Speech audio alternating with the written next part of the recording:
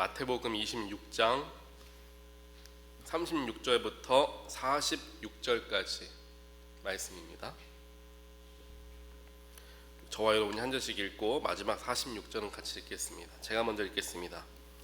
이에 예수께서 제자들과 함께 겟세마네라 하는 곳에 이르러 제자들에게 이르시되 내가 저기 가서 기도할 동안에 너는 여기 앉아 있으라 하시고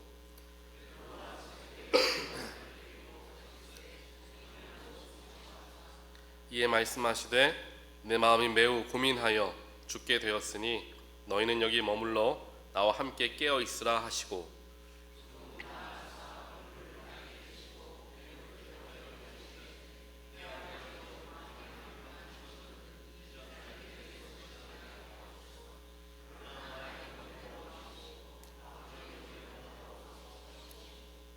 제자들에게 오사 그 자는 것을 보시고 베드로에게 말씀하시되 너희가 나와 함께 한 시간도 이렇게 깨어 있을 수 없더냐.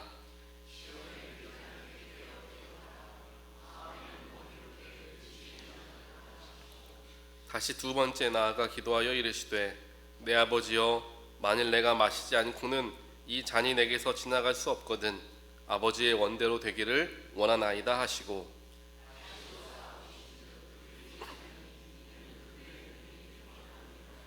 또 그들을 두시고 나아가 세 번째 같은 말씀으로 기도하신 후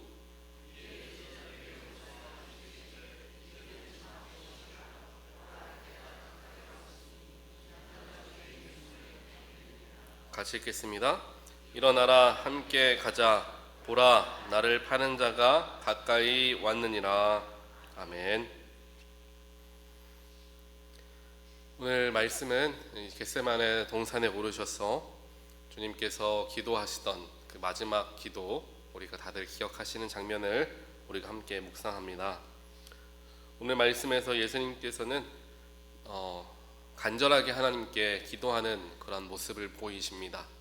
마지막 십자가의 길을 걸어가야 하는 그 앞에서 그 십자가가 예수님마저도 두렵게 하였기 때문입니다. 예수님은 인간의 육신을 입으신 동일하신 하나님이셨기 때문에 인간의 두려움과 고통도 똑같이 경험하셨던 분이셨습니다. 그랬기 때문에 십자가의 그 길이 얼마나 고통스러운 길인지를 이미 하나님이시기에 알고 계셨고 그 고통이 인간이기 때문에 두려우셨던 것입니다. 그런 마음으로 하나님 앞에 간절하게 기도를 드리는 것이 하나님 가능하다면 이 잔이 내게서 옮겨지게 해주십시오 라는 기도를 드리게 되는 거죠. 특별하게 예수님께서는 베드로와 세베대의 두 아들을 데리고 이 겟세마네 한 좀 더 깊은 곳으로 들어가십니다. 거기에서 제자들에게 당부하죠. 너희들이 나와 함께 깨어서 기도하라 라고 말씀하셨습니다. 그런데 그 기도가 무슨 기도겠습니까? 바로 예수님을 위해서, 즉 나를 위해서 기도해 달라라는 요청이었을 겁니다. 제자들도 그 바로 전에 예수님께서 성찬을, 즉 마지막 만찬을 그들과 나누시면서 그에게 앞으로 일어날 일들에 대해서 가르쳐 주셨습니다. 그러니 제자들도 이미 알고 있었죠. 이제 예수님께서 곧 잡혀가시고 고초를 당하실 것이구나. 물론 다들 하나님은 아니기 때문에 분명하게 그림을 그릴 수는 없겠지만 막연하게나마 어렴풋이나마 알고 있었을 거예요. 게다가 사랑하는 스승이신 예수님의 얼굴이 수심에 가득한 것을 제자들이 못 볼 리 없지 않겠습니까? 그래서 예수님께서 기도를 부탁할 때 보통의 제자라면 어떠한 모습을 보여야 했겠습니까? 당연히 예수님을 위해서 간절하게 저렇게 걱정되고 염려하시는 모습을 아마 처음 봤을 텐데 그 예수님을 위해서 내가 열심히 중보해야 되겠다, 기도해야 되겠다 라는 마음을 먹는 게 제자들의 모습이 당연한 모습이 아닐까요? 그런데 제자들은 그곳에서 예수님이 그렇게 당부를 하셨음에도 불구하고 피곤하여 잠이 들고 말았습니다. 왜 피곤하여 잠이 들었을까요? 마지막 만찬의 자리에서 그들은 많은 음식을 먹고 마시지 않았을까라는 생각을 해봅니다. 음식을 먹고 또 포도주를 마셨기에 술 기운도 있었을 거예요. 졸린 게 당연할 수 있습니다. 즉 예수님께서는 이제 영적으로 자신에게 어떠한 일이 일어날 것인가를 알면서 그의 삶의 한 걸음 한 걸음을 옮겨가고 있었는데, 제자들은 내일 당장, 오늘 밤 당장 무슨 일이 일어날지 모르고 그냥 자신들이 원래 하던 대로 살아가고 있었던 겁니다. 만약에 그날 밤에 예수님께서 이렇게 고초를 당하시고 잡혀가실 것을 알았다면, 또 이렇게 간곡하게 중보 기도를 부탁하실 것을 알았다면 아마 그들이 술과 음식을 좀 적게 먹거나 조절을 했을 거예요. 하지만 그들은 한치 앞을 알지 못했기 때문에 평소와 같이 일상적으로 삶을 살아가고 있었던 것입니다. 이게 바로 저와 여러분의 삶의 모습이지 않을까라는 생각을 해봅니다. 주님께서는 끊임없이 저와 여러분들에게 영의 것들을 알게 하여 주시고, 또한 세상 속에서도 하나님을 바라보며 주님의 뜻을 따라서 살아갈 수 있도록 성령으로 인도해 주시길 원하는데, 우리는 연약한 육신을 갖고 있는 사람들이기에 또 때로는 그 믿음의 소망을 잃어버린 채 살아가고 있기 때문에 내일 당장 무슨 일이 일어날지 모르고, 마치 예수님이 말씀하신 것처럼 누군가는 장가가고 누군가는 시집가고 누군가는 삶을 계획하는, 앞날을 계획하는 그러한 어리석은 일들을 하며 살아가고 있지는 않은가, 우리의 삶을 되돌아보게 됩니다. 그때 예수님께서는 제자들을 잠깐 책망을 하긴 하시지만 그들을 이해해 주시죠.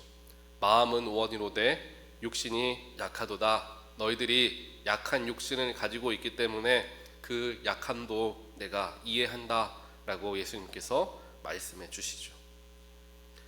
그러면 오늘 말씀을 보면서 여러 가지 우리가 적용할 수 있는 부분들을 생각해 볼 수 있습니다. 특별히 예수님께서 기도하실 때가 언제였는가라는 거예요. 겟세마네 동산에 올라가시고 간절하게 하나님께 기도하셨던 때가 언제였느냐, 38절을 보니까 이렇게 기록합니다. 이에 말씀하시되 내 마음이 매우 고민하여 죽게 되었으니, 그래서 기도하러 올라가신 거예요. 내 마음이 매우 고민하다, 이 말이 조금 이상하죠. 이런 말 잘 우리 쓰지 않습니다. 이제 영어로 보게 되면 My soul is overwhelmed with sorrow라고 이야기합니다. 즉 슬픔으로 압도됐다라는 거죠. 내 영혼이 슬픔으로 지금 압도되어서 어찌할 바를 모르는 상태이다, 그 이야기를 하는 거예요. 그러니 내가 기도해야 되겠다라는 겁니다. 이와 같이 우리의 인생 속에서도 슬픔이 갑작스럽게 나를 찾아와 나의 마음과 나의 영혼을 뒤흔들 때가 있습니다. 그때에 예수님께서 오늘 말씀으로 저와 여러분들에게 가르쳐 주셨던 것과 같이 우리가 해야 할 것은 바로 깨어서 기도하는 것입니다. 깨어서 기도하는 게 우리에게 필요한 거죠. 어제 저녁에 조금 늦게 이제 문자가 왔습니다. 이제 이유진 장로님 연락이 오셨어요. 한국에 계신 어머니께서 갑작스럽게 위독하게 되셔서 오늘 오전 11시 비행기를 타시고 한국에 가야 한다라고 연락이 오셔서 제가 전화를 드렸습니다. 전화를 하면서 이야기를 들어보니까 그래도 건강하신 분이셨는데 넘어지실 때 좀 크게 넘어지셔서 이제 생명이 위태롭다라는 의사의 판단을 듣고 이제 급하게 가신다라는 이야기를 하시는 거예요. 여러분은 다들 아시는 것처럼 우리 이유진 장로님은 좀 밝으신 분이잖아요. 그런데 너무나 수심이 가득한, 얼굴을 보지 않아도 목소리만 들어도 제가 알 수가 있을 정도로 굉장히 낙담한 그러한 목소리를 느낄 수 있었습니다. 그러면서 우리 같이 장로님 같이 기도해요 하면서 같이 전화로 기도를 하면서 하나님의 뜻을 구하며, 또한 오늘 출발하는 비행기 편이 잘 연결되어서 어머님 만날 수 있도록 같이 기도하는 시간들을 가졌습니다. 장로님이 마찬가지로 그러셨을 거예요. 갑작스럽게 이런 일이 일어나서 저도 참 당황스럽네요, 이런 표현을 하시더라고요. 이와 같이 우리가 인생에서 정말 이해하지 못하고 혹은 준비하지 못했던 슬픔과 고통이 나를 찾아올 때가 있다라는 것입니다. 그때 우리는 어찌할 바를 몰라요. 많은 분들이 저에게 이야기하시기를 너무나 힘든 나머지 기도할 수조차 없어요 라고 말씀하시는 분들도 많이 만나봅니다. 그 정도로 힘든 상황을 우리는 경험할 때가 있다라는 거죠. 예수님도 마찬가지셨어요. 그 마음이 너무나 슬픔과 두려움으로 요동하여서 어쩔 줄을 모르는 그러한 상황이었다라는 것입니다. 그때 예수님은 자신의 마음을 가다듬고 더 주 앞으로 나아가 하나님께 기도하려고 애를 쓰시는 모습을 우리에게 가르쳐 주신 것입니다. 예수님은 하나님 본인이셨기 자체였기 때문에 기도를 하실 필요가 없으시는 분이시기도 합니다. 하지만 기도의 본을 보여주기 위해서 바로 이와 같은 상황에 주 앞에 올라가 하나님께 올라가 기도하는 모습을 우리에게 가르쳐 주시는 거죠. 그러면서 어떻게 기도를 하시느냐, 39절에 보니까 하나님 아버지 만일 할만하시거든 이 잔을 내게서 지나가게 하옵소서 라는 기도를 합니다. 우리는 때때로 기도를 할 때 조금은 거룩하게 하나님 마음에 쏙 들게 기도하려고 우리를 포장할 때도 있습니다. 하지만 예수님도 기도하셨을 때 내가 바라는 것은 이것입니다 라고 하나님께 먼저 이야기를 해요. 즉 우리의 아버지 하나님께 아들, 딸인 우리들이 무엇을 숨길 필요가 있겠습니까? 뭐가 부끄럽겠습니까? 그러니 내 마음에 있는 이야기를 솔직하게 이야기하는 거죠. 아버지, 이 일이 이렇게 해결되면 좋겠습니다. 이렇게 되면 좋겠습니다. 피할 수 있으면 피하고 싶습니다 라는 진심이 담긴 기도였다라는 것을 우리가 알 수 있어요. 그냥 형식적으로 나와 하나님 도와주세요, 아버지 도와주세요 그러고 집에 가는 게 아니라 주님 내 마음이 너무나 슬프고 어렵습니다. 부디 이 일이 이렇게 해결되길 원합니다. 그 정직함과 그 진실함의 기도를 주님께서 기쁨으로 받으신다라는 거예요. 하지만 우리가 늘 기억하는 것처럼 마지막에 기도를 마칠 때에는 나의 뜻이 아닌 하나님의 뜻대로 예수님이 가르쳐 준 것처럼 내가 바라고 내가 원하는 것은 이것이지만 하나님에게 더 큰 뜻이 있으시다고 한다면 그 하나님의 뜻에 내가 순종하겠습니다 라는 기도로 마무리를 하는 거죠. 그렇게 주님께서는 우리에게 정직하고 진실하게 하나님 아버지 앞에 나와 기도하는 게 진짜 기도임을 우리에게 가르쳐 주는 거예요. 중언부언하는 게 아니라 평소에 하던 말들과 기도의 습관들을 따라서 쭉 읊조리듯이 기도하는 게 아니라 내 솔직한 감정과 솔직한 마음을 담아서 주 앞에 나아가 털어놓는 것을 우리 아버지 하나님은 듣기를 원한다라는 것입니다. 그 자녀를 보았을 때 더 애틋하고 더 사랑스럽게 되는 거죠. 이렇게 주님께서 기도하시되 내 뜻을 말씀드리되 하나님이 일할 공간을 남겨두는 거죠. 그래서 이와 같이 주님께 하나님께 기도하신 후에 제자들에게 가보았더니 제자들이 다시 잠들어 있었죠. 그렇게 잠들어 있던 제자들에게 조금은 꾸짖으시고 다시 올라가셔서 이제 기도를 하십니다. 42절을 보니까 이렇게 기록을 해요. 다시 두 번째 나아가 기도하여 이르시되 내 아버지여 만일 내가 마시지 않고는 이 잔이 내게서 지나갈 수 없거든 아버지의 원대로 되기를 원하나이다 라는 기도를 합니다. 처음 기도를 드렸을 때에는 하나님 이 잔이 내게서 떠나가길 원합니다 라는 말로 기도를 시작했는데 두 번째부터 기도할 때에는 그 마음에 하나님께서 평안을 주시면서 확신을 주신 거죠. 그러니 아버지의 뜻대로 되기를 원합니다 라는 믿음의 고백을 예수님께서 하실 수 있었던 겁니다. 즉 깊은 기도가 반복되어질수록 나의 생각은 점점점 그 기도에서 빠져지게 되는 겁니다. 그러면서 주님의 마음을 가지고 기도할 수 있게끔 되어지는 거예요. 그렇기 때문에 간절하게 하는 기도의 연속적인 즉 반복적인 기도를 쌓아가는 게 중요하다라는 말씀을 드리는 이유가 바로 여기에 있습니다.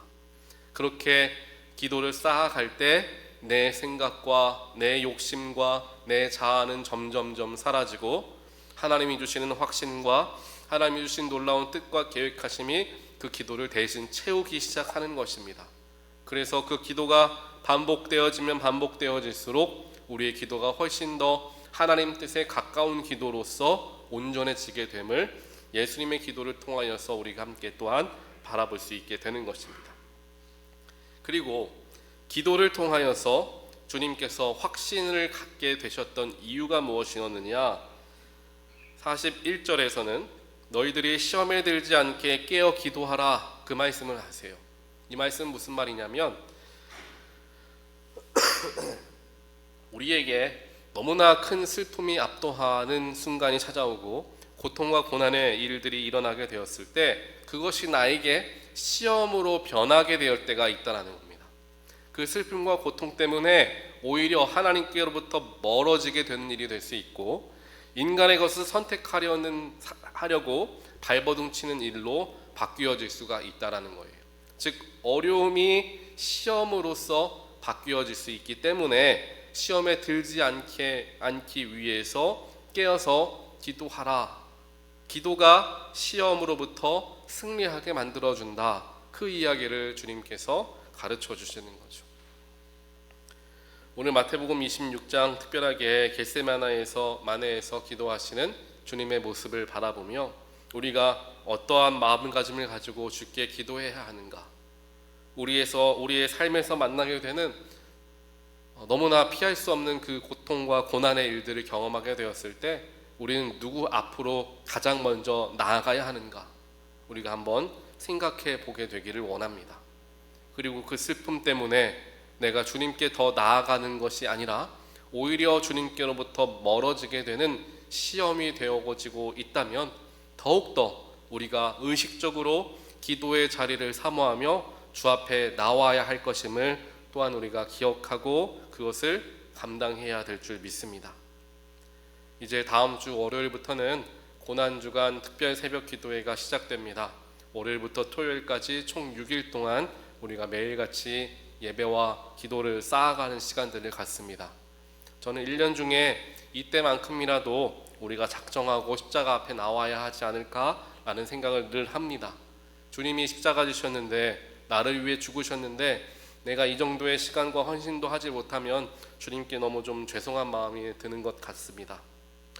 그러한 마음을 우리가 함께 가지시면서 우리가 월요일부터 토요일까지 기도의 자리를 지키시고 내가 그 기도에서 주님 걸어가신 그 십자가의 고난에 제자들에게 나를 위해 좀 기도해 달라 부탁하신 것처럼 나에게 기도를 부탁하시는 주님의 마음을 붙들고 주님, 내가 일주일 동안 십자가를 위해서 또한 십자가를 기억하며 기도하는 시간을 갖기를 원합니다 라는 마음으로 기도의 자리에 동참함으로 주님의 마음과 십자가를 더욱더 깊이 알아가는 저와 여러분의 고난주간이 되시기를 다시 한번 주님의 이름으로 간절히 축원드립니다. 같이 기도하겠습니다. 사랑과 능력의 하나님 감사합니다. 오늘도 연약한 육신을 가진 우리들을 주 앞으로 불러 모아주시고 부족함에도 우리를 사랑으로 덧입혀 주시며 우리를 이끌어 주시는 주님을 발견하게 하시니 하나님 감사합니다. 힘들고 어려운 일들 우리 누구도 그것을 피할 수 없습니다. 그 일들을 만나 내 마음이 요동하는 순간 세상에서 답을 얻으려 하지 않고 내 노력으로 그 문제 해결하려 하지 아니하고 주 앞에 나와 정직하고 간절한 마음으로 기도하는 우리가 될 수 있도록 주여 축복하여 주시옵소서. 그를 통하여서 나의 생각이 아닌 하나님의 생각을 알게 하시고 하나님의 뜻으로 채워가는 우리의 삶이 될 수 있도록 축복하사 주님의 기뻐하시는 일들로 우리의 모든 고통과 어려움들이 선함으로 옮겨지게 되는 그 역사를, 그 능력을 경험하는 우리 모두가 될 수 있도록 특별히 힘든 가운데 있는 주님의 백성들 가운데 축복하시고 함께하여 주시옵소서. 또한 이 시간 우리 이효진 장로님을 위해서 기도합니다. 무거운 마음을 가지고 비행기를 타고 가는 그 모든 시간들, 그 소식을 들었을 때부터 어머니 만나러 가는 그 순간까지가 고통의 시간들, 정말 눈물의 시간들일 거라 생각합니다. 주님께서 우리 이효중 장로님의 마음을 위로하시고 한국에 가는 그 모든 여정과 어머니를 만나는 그 모든 과정들 붙들어 주시고, 무엇보다 그 가정에 주님의 선하신 평안함이 임하게 하여 주시어 그의 마음속에 위로하시는 주님을 만날 수 있도록 주여 역사하여 주시옵소서. 이 모든 말씀 예수 그리스도 이름으로 간절히 기도합니다. 아멘.